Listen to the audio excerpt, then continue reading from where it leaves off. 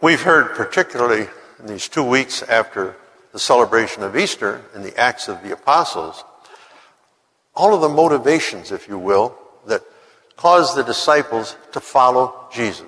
What really motivates them? You know, they all lost their lives except one, John. They were killed, they were spit upon, they were put in prison, they were ridiculed. Nothing seemed to go very well, according to our way of thinking. Perhaps it was the fact that Jesus worked miracles. You know, you could imagine today being in the situation where Jesus multiplies the fish and the loaves. This was a wonderful thing. Where is all this coming from? Is this man that we are following, this Jesus, he's something really different. He does things that help other people. He reaches out. People follow him. Was that enough to motivate them to continue to follow him? Perhaps it was the movement after Jesus died and rose and was ascended, the movement of the Spirit in their lives. Now they had the ambition. They had the hope. They were filled with fire in their own hearts to go and try to do similar things. I think it kind of boils down to the fact they all knew and they all eventually had to suffer for Jesus. They had to suffer for the Lord. They rejoiced in their suffering. They had the inner firm conviction of their faith.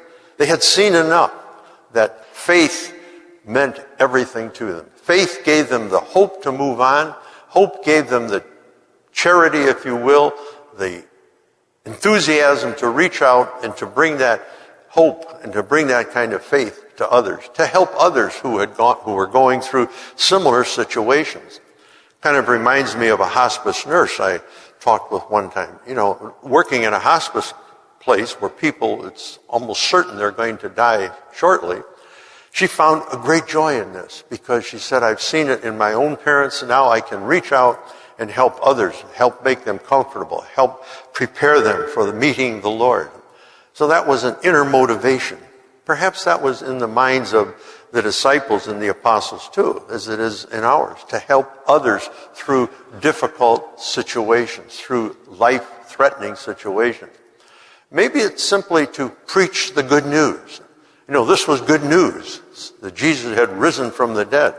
The first time this had ever happened, that someone had risen from the dead and now preached the good news, someone who had been killed.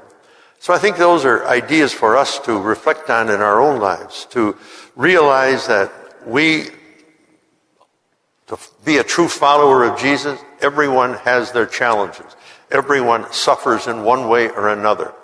And to come with that hope, that conviction of our own faith, that our leader, that Jesus himself went through all of this, and to bring that comfort and that peace and that joy to others is certainly a great motivation, a great way to deepen our own faith, to convince ourselves that our faith is really truly built on a solid rock, the rock of the church, the cornerstone of the church, Jesus himself, rather than trying, as the world does, to find every reason that it can to alleviate everybody's suffering, give them a pill, do this or do that.